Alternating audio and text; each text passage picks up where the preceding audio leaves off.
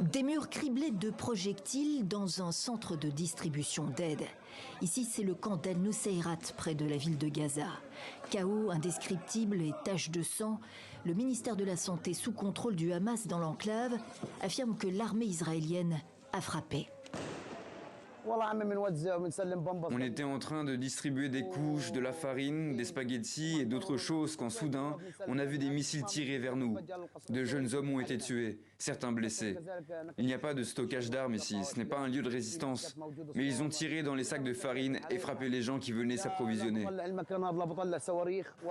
Les blessés ont été conduits à l'hôpital El-Shifa.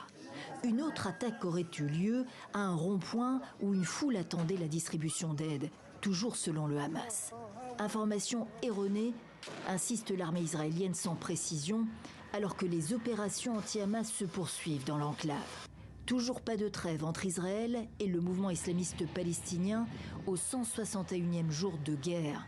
Mais une crise humanitaire majeure sur place selon l'ONU, la faim se lit sur ses visages. Les parachutages d'aide s'enchaînent, mais restent insuffisants par rapport aux besoins.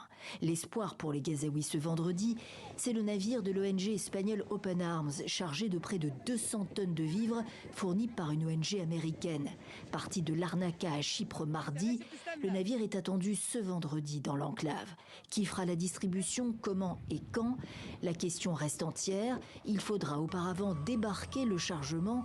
Une jetée de fortune est en cours de construction le long de la plage à Gaza.